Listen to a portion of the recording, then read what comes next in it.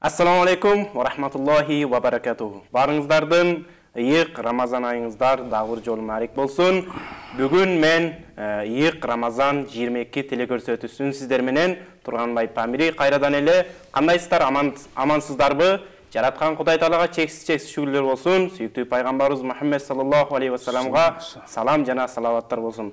Кандай сонун керемети, баарыбыз ушу ооз ачып, мына кенен эс алып, рахат алып отурган чагыбыз. Андыктан бүгүнкү эфирибиздин өзгөчө коногу сиздер тааныган, сиздер сыймыктанган, эл сыймыктанган Өзбек Ажы Чотонов устазыбыз.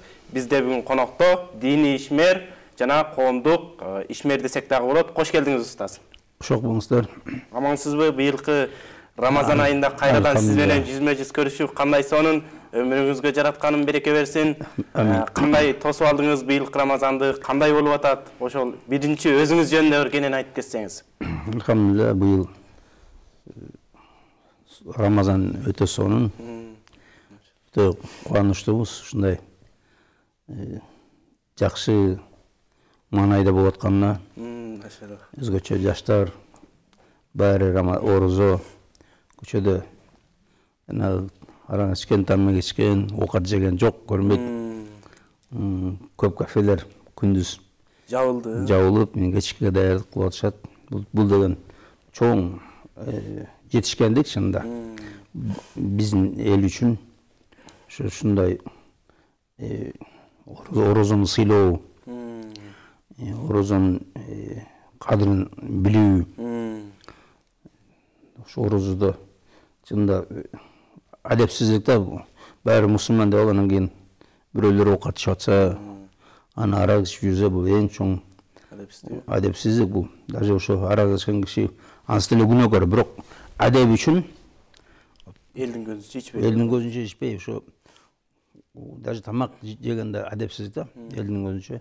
Кандай бир себептер менен, мисалы, оозун ачат, ошол оозун ачкан киши орозо учурунда элдин көзүнчө тамак жебеш керек экен да.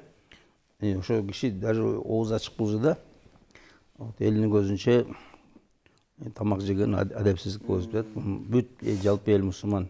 Чынында биздин мусулманчылык жанагындай эмес да, поптор өзүнчө бир мындай элита, анан жөнөкөй адамдар элита башка.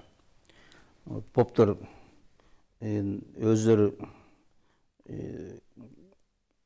жанагындай ороз тутуп койсо жетиштүү, өздөрү сыйынып койсо жетиштүү дейт да. А бизде андай эмес, бизде эч жетишпейт. Бизде ар бир киши ибадат кылыш керек, ар бир киши кулчулугун кылыш керек, ар бир мусулманмын деген мен моюн сундум деген сөз. Жөн эле жана тилин өчмөй айткан, ал моюн сунган жок ал. Ал мусулманчылыгы жок анын. Мусулманмын деген киши ал моюн сундум деген, Алланын буйругуна моюн сундум. Алла Таала кутиба алейкумус сиям деп, силерге сиям парыз болду деп, ошо бүт барыңарга парыз. Бүт адамдар орозо, бүт баары ороз түшүк. Жанагы бир исключение деп коет. Оору адамдар, анан сапардагы адамдар, анан хайыз келген, нифас болаткан аял, ошолорго тутпаганга уруксат. Исключение да бул. Анан тутканга болбойт, мындайча айтканда. Аларга тутканга болбойт, ооба. Анан калганы бүт баары болду. Бүт соо адамдар, мусулманмын деген кишинин бүт баары бир ай бою орозо тутуш. Бул Рамазан айы деген ушундай бир ай бою ыйык тутуш керек баары. Биз бул Рамазан деген биз үчүн ушундай ай. Биз бул жерде жанагы чыныгы мусулман кандай болуш керек? Дал ушундай болуш керек, ушулай да. Бул айда биз чыныгы мусулман болуш керек.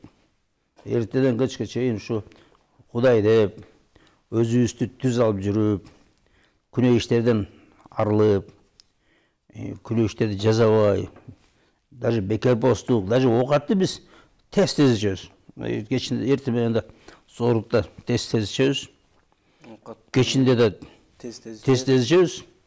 Мына чынында көнүп алып да биз аябай оокатка ушундай кечке чейин бир оокат жеп жүрө берип,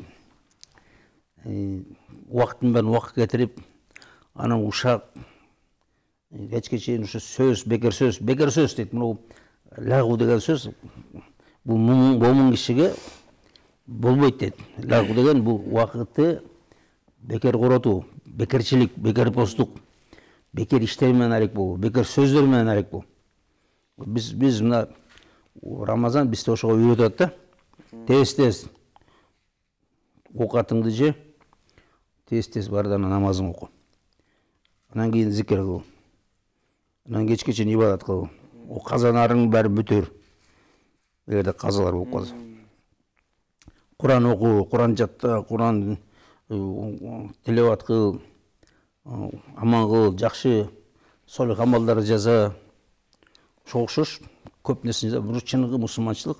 Мына ошолда чыныгы мусулманчылык жанагы айтмоо мына биздики христиан динине окшош эмес.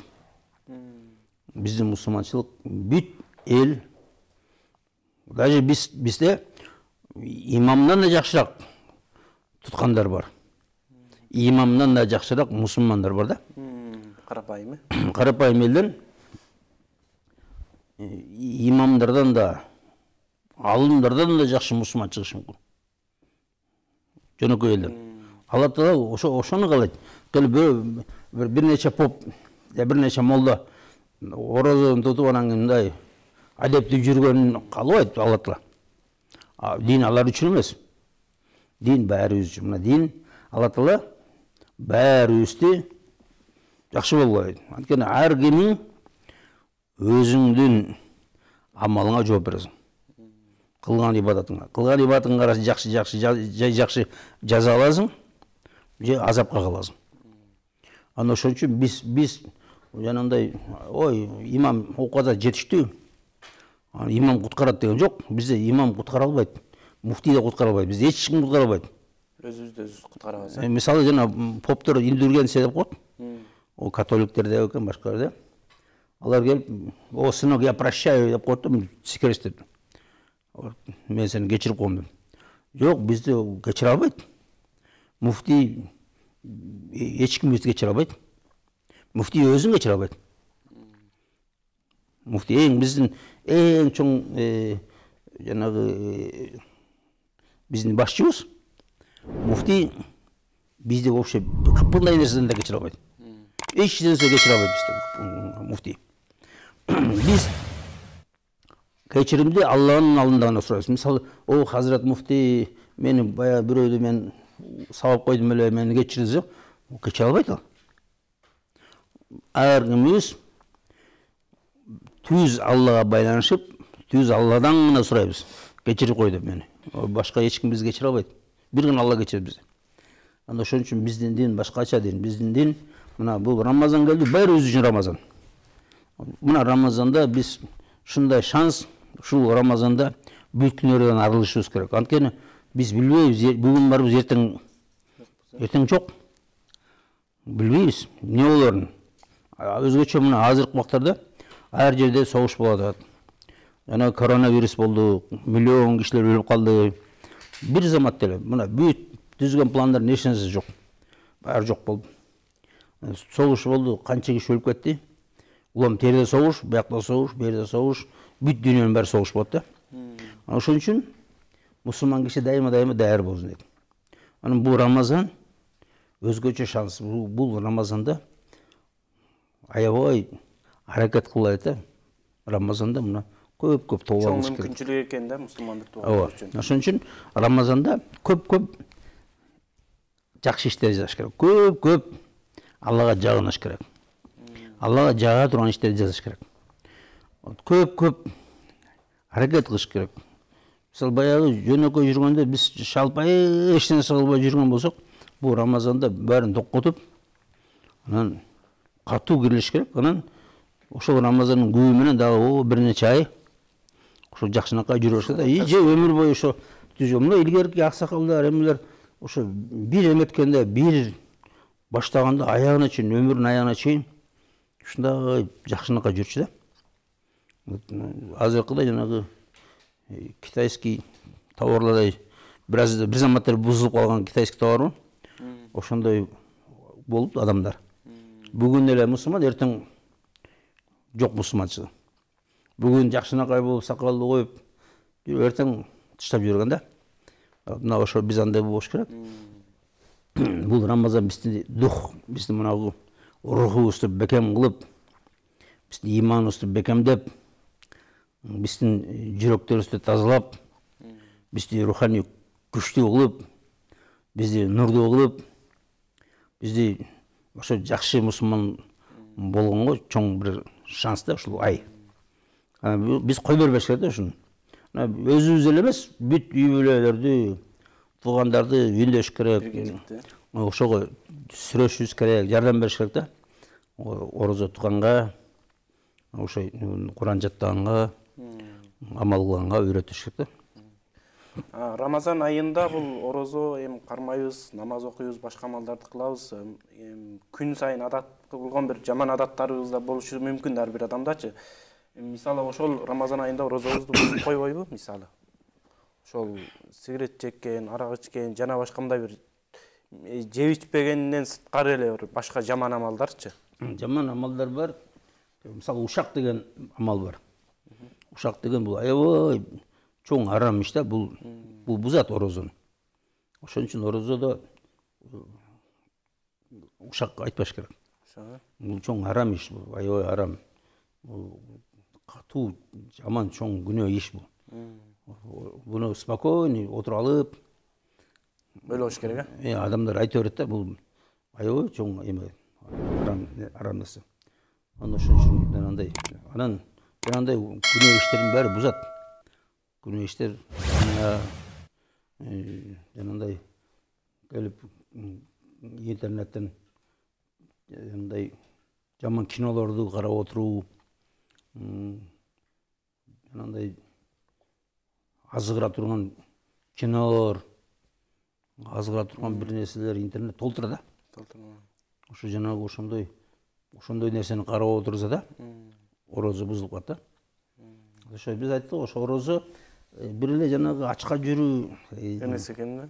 Эмес, ачка эле жүрүү эмес, орозо бүт нерседен тыйылуу, мына напсини катуу бекем башкарабыз.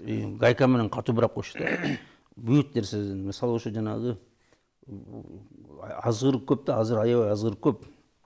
Интернетте толтура. Мындай жакшы эле эме менен келип эметөрсөң деле чыга берет да, улам. Мына ошо даже спортивный оюндар да көбү күнөө бул. Спортивный оюндардын көбү да бул атайын шайтандын азгырыгы бул. Шайтан келип спорттуу оюнду жанагындай жылаңачтап, аябай кооз кылып, бүт адамдардын убактысын кетирип, адамдар жанагындай денесин жылаңач адамдарды көргөзүп, эркек аялдардыкын тең. Анан мындай карап көрсө, ойт, бул күнөө эмес деп. Ошондой күнөөлүү иштерден катуу сактаныш керек. Анан жанагындай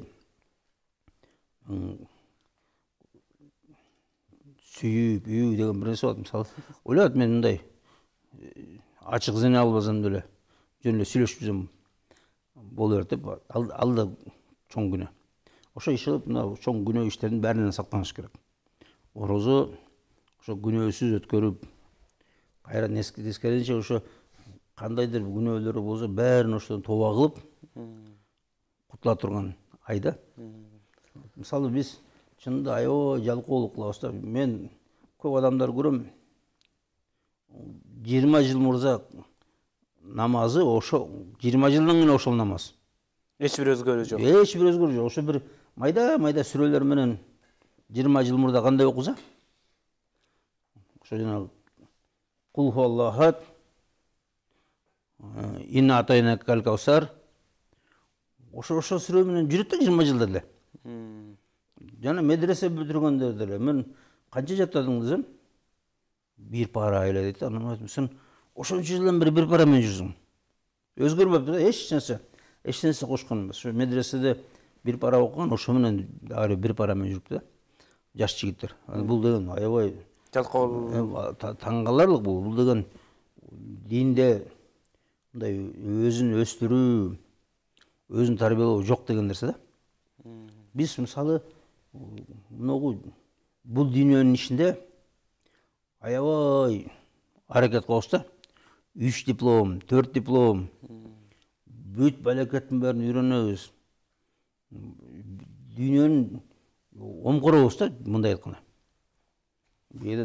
Американын кайсы магазинде кайсы товар барып билет да. Анан бул өзүнүн дининде эң жөнөкөй нерсени билет. Эң бир жөнөкөй нерсени билет. Эч бир кызыкпайт да. Эч бир өнүгөйүн дебейт. Кырат жок, кырат. Мисалы, бул намазда кырат парыз. Кырат менен окуу? Кырат менен окуу парыз. Бул деген туура окуу деген сөз, кырат. Кырат деген окуу деген. Бул туура окуу, ошо сөздөрүн туура айтуу. Анан берде ошо бир орус тамгасы менен үйрөнүп алган жаш жигит. Эми о кемпир чалдар, о картан кишилер үйрөнүп алгандар ал эми мейли. Бирок мына жаш жигиттер үйрөнүш керек. О бир 50-60ка чейин адам баласы үйрөнүп алат, 60, может 70ке чейин деле. Үйрөнүш керек. Анан о жана 80-90да уже склероз базы такыр болбоганда анан Алла Тааланда эми өзү билет да бендесин. Бирок могу жаш жигиттер өнүкпөй жатканы, өзүн өзү өнүктүрбөгөн, бул чоң бир утулуш да. Бул аябай бир бул күнөөгө риза болот. Сөйдөнде Алла Таала силердин жаштыгыңардан сурайм деген да. Бул жаштык деген ушундай бир сонун убакыт да. Ушундай жаштык деген күч. Жаштык деген ушундай үйрөнө турган сонун убакыт да. Жаштык. Ушундай эмнени үйрөнөмсөң бир заматта үйрөнөсүң. Ушунча канча окусаң да жаттала берет жаштык. Анан скорость чоң жаштык. Жап-жаң машина дейт да. Анан ошол убакта тез үйрөнүш керек, катуу үйрөнүш керек, жакшылап үйрөнүш керек.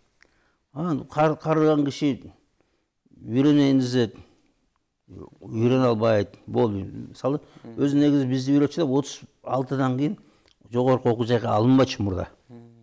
Анан азыр билбейм да кандай болуп калды. Анткени память эс тутуу начарайт экен да. 35-36 жашта. 35-тен кийин жогорку окуу жайга. Орточо жаш. Алчу эмес да 35. Анан азыр андан да жаман болуп калышы. Анан ошол кезде, жаштык кезде аябай үйрөнүш керек.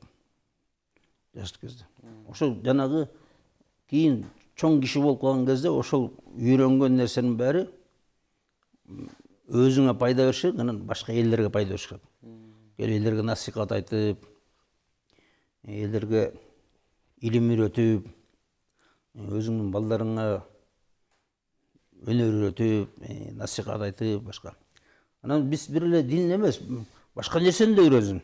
Бул пайда да? Пайда. Пайдалуу нерсе. Динди сөздөрдө билиш керек деген. Бирок эң биринчи мына анткени кыямат күнүндө намазда сураласың, намазда.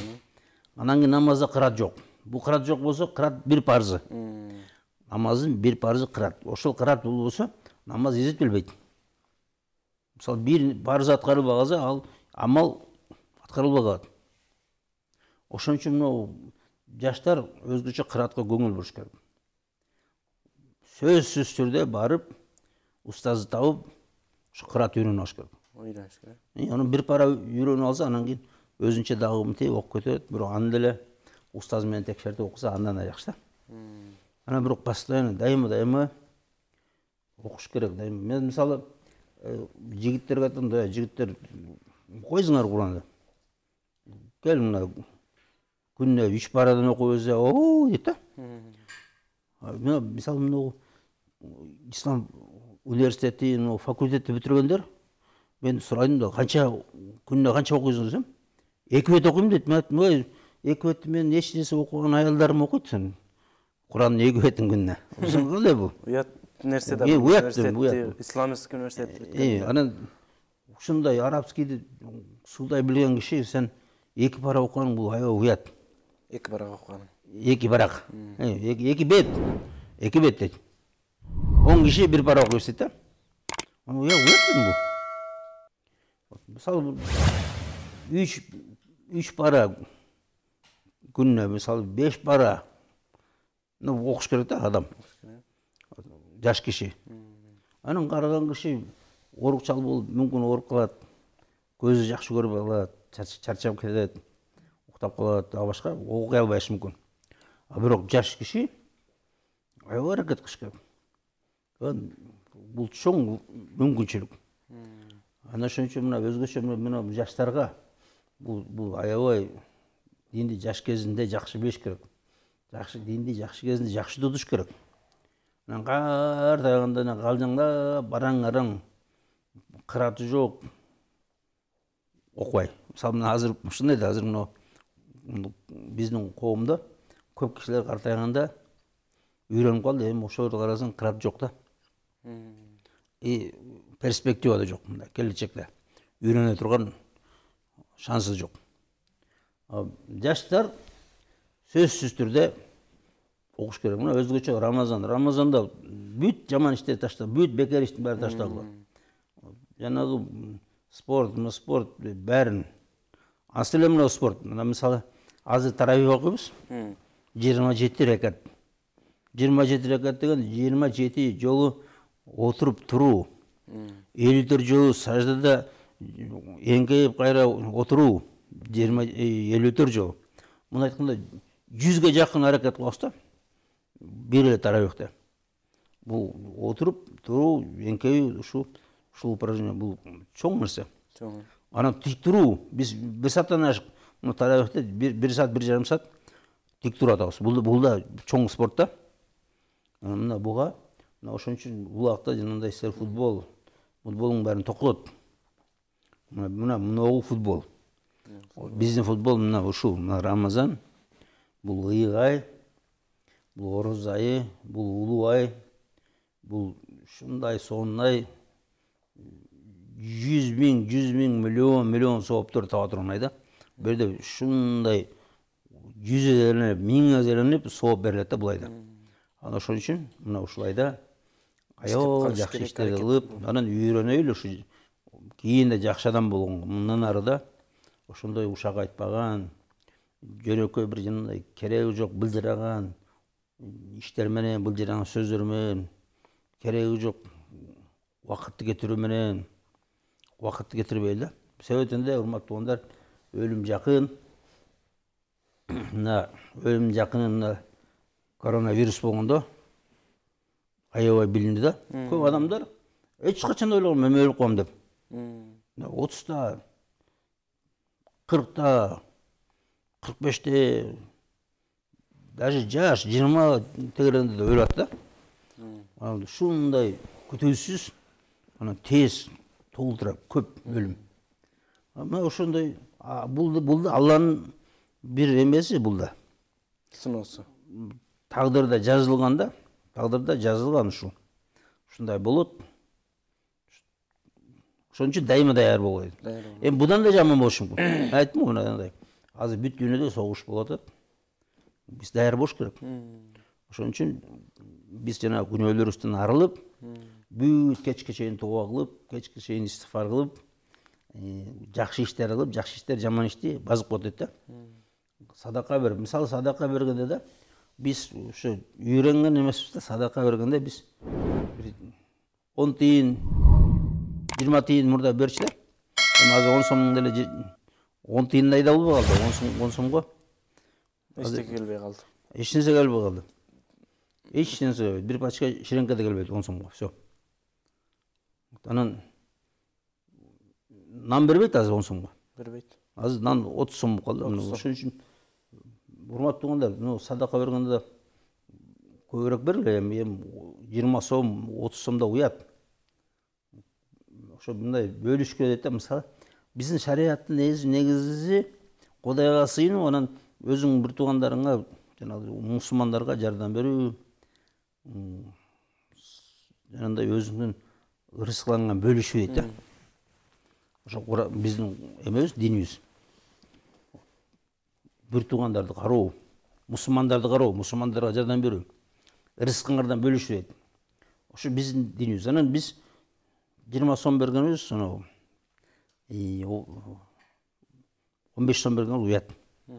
Ошон үчүн урматтуу угандар, мына орозду көп адамдар ачка азыр. Чынында көп адамдар ачка. Оз ачканга да оокат жок. Көп адамдар нан жок азыр. Ошон үчүн бергиле, урматтуу угундар. Эч качан жаман болбойсуңар. Садакадан эч ким эч качан жаман болбойт. Садака береке берет. Силердин малыңарды көбөйтөт садака тескерисинче. Садака бергенден садака кемейт. Мисалы биз пайгамбарыбыз айтып атса биз ишенбеген дейбиз да. Бер кемейт дейт, кемейт. Бергиле. Мисалы мынау жана закат бергендер. Булар келип эптеп-септеп бир нерсе курулуш кылып, курулуш кылып туруп, ана мен закат парз эмес деп атам. Урматтуу угундар, андай эмес, силер бул качып атасыңар, бекитип атасыңар, бекинип атасыңар. Парз бул. Биринчи бериш керек. Биринчи эзиптеп алып, аны бергиле. Даже ошо имуществоңар, жанагы бизнеске алган гостиницаңар, пансионатыңар, рестораныңар, баняңар, башкаңар бүт баарын эзептеп туруп, бергиле закат нормальный. Эгер айтпасаңар, урматтуу угундар, силер бирөөдүн акызын жеген болсуңар. Bunun içinde, урматтуу угундар, bu байлыктын içinde бирөөлөрдүн акызы бар. Байдын байлыгында кедейлердин акызы бар. Кедейлер. Алланын акызы бар, Алланын акызы бар эрде. Урматтуу угундар, силер ойлобогула алдап коем деп эч качан алдай албайсыңар. Мына бекитип, бир нерсе ала салып, бир нерсе кура салып туруп, анан кийин мен эч нерсем жок, свободный акчам жок дегенler бул алдоо. Ошонуңарды, ошо бизнесиңарды кошо эзептегиле. Анан ошондо нормально болот. Эмесе орозу жакындаганда жана садака берер убакта бир нерсени кура салгыла, бир нерсе ала салгыла, анан кийин жок деп отурганыңар. Көп адамдарга парз азыр. Көп адамдарга парз бериш. Ошо садака берген баарыбызга парз. Бүт баарыбызга садака берген парз, баарыбыз бериш керек. Анткени адамдар көп. Ачка жүргөн, муктаж болуп аткан адамдар аябай көп. Жакшы, Алла разы болсун устаз. Рамазан айында баарыбызга, жаштарга үлгү болуш үчүн өзүңүздүн Рамазан айында эмне амалдарды кылып атасыз, эмне өзгөчө амалдарды кылып атасыз? Жана өзүңүз канча жашыңыздан баштап намаз окуп баштадыңыз эле, жаштар деп насаат айтып кеттиңиз, өзүңүздүн жаштыгыңыз кандай өткөн? Ошол тууралуу да айтып кетсеңиз, баарына кызык болсо керек. Мен социализм убагында медицина жагында болдум да. Медик болдум, мен мединститутта мугалим. Мындай неме диний окуу жайды эмес, биринчи медицина. Дин жок болчу. Дин жок болчу. Дин такыр тыйылган. Динди окуганга тыюу салынган. Окутканга тыюу салынган, медресе эч нерсе жок. Жок болчу медресе. Кандай түшүнүк жок экен ал кезде мындай. Жок, анан аерде жанагындай өлгөндү көмө турган имамдарды анан бир нерселерди айдачы да. Аларды ал убакта жанагындай ушундай ушунча алым керек экен эч качан ойлогон эмеспиз да. Ушунча алым, азыр канча алым дагы жетпей жатат да бизге. Ал убакта жок. Биз азыр билбейбиз. Бир жактан келип муфтий болуп келет, анан казы болуп келет, ошондой муфтий, казы жанагындай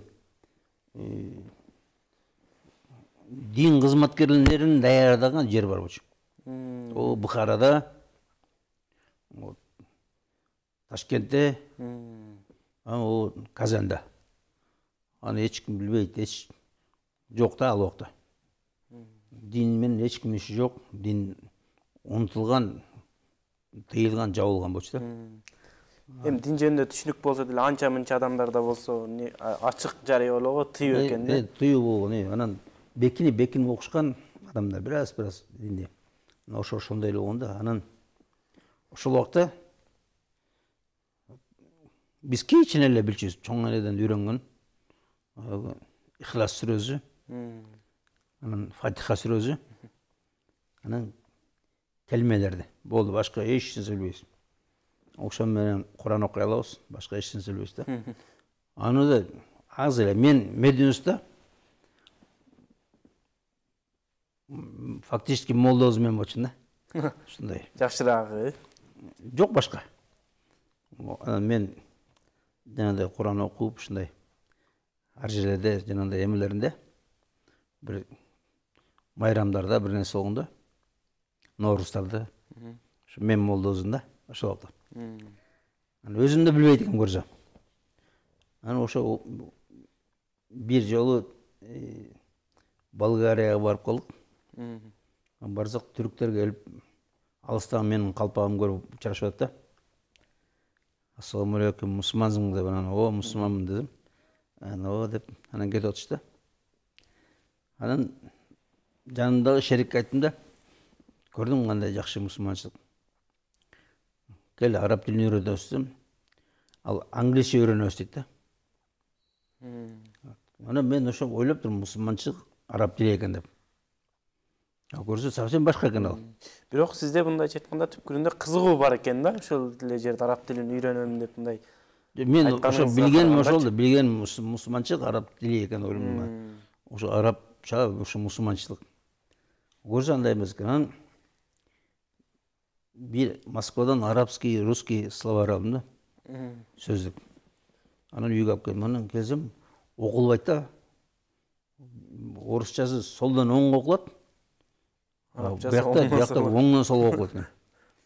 Такыр түшүнүксүз. Анан сөздөр үзүлөт. Анан кийин башында башкача болуп калат, аягында башкача. Ушундай экен да. Анан окуй албайм. Анан атама айттым да, ата мен муну окуй албай атам десем, о нерде Курт молда бар, ошол билет, жүр барабыз деди. Анан бардык Курт молда. Анан Курт молда барсак, эмне кыласың балам дейт. Айттым, бул жерде мен Болгарияда жүрсөм, түрктөр мени кучактап мусулмансың деп атты. Анан ошон үчүн үйрөнүп алайын дедим десем, эй балам, мусулмансың дегенде эмне дедің дейт. Анан ооба мусулманмын десем, эй балам, антпейт, мусулмансың дегенде альхамдулилля мусулман деп айтыш керек дейт да. Мен аябай уялдым да, мен ошо мединституттун мугалими болсом, аябай ушунча көп илим алсам, анан эң жөнөкөй ушу мусулман дегенди жооп бере албайт экенмин. Анан молда айтты, Курт молда, сен билесиңби, мусулман киши 9 жаштан кыз, 12 жаштан эркек киши намаз окуш керек деди. Мен айттым, ой, мен 20 жыл кечип калыптырмын дедим. Ошондо канча жашта элеңиз? Ошондо 32 жашта да. Анан мен 20 жыл кечип калыптырмын. Жазып бериңиз дедим. Анан жазып берди намазды. Анан барып бир 2 сааттын ичинде бәрін жаттап, 2 сааттан кийин намаз баштадым да. Машалла.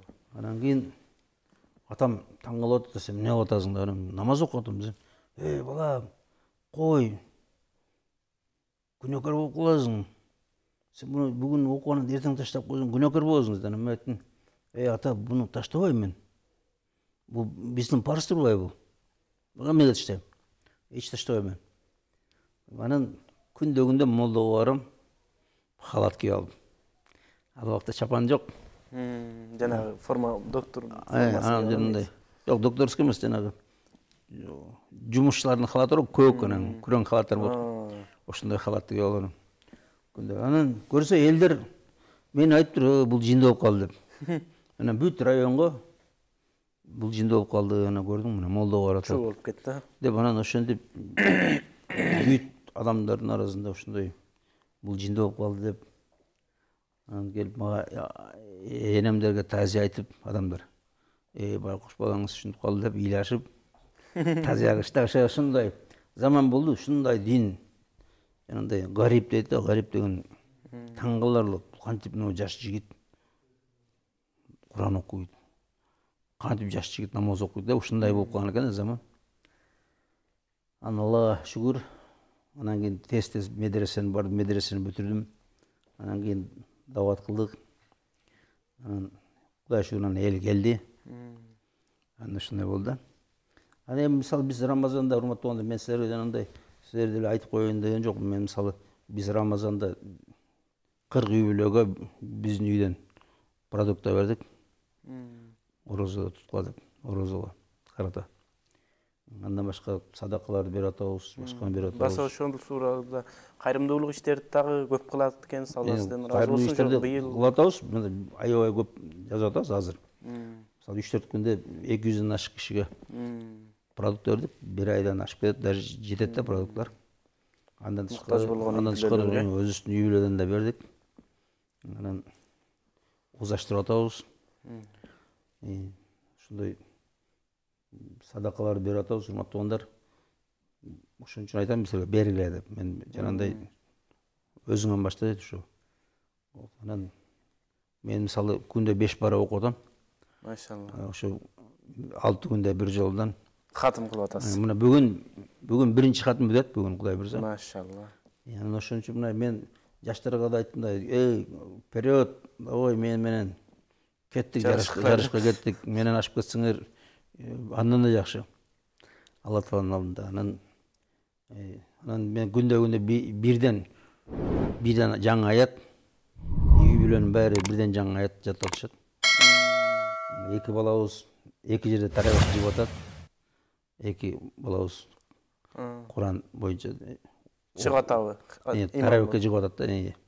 Ошо Куранды карык экен да ала. Ооба, карылыкка окуган.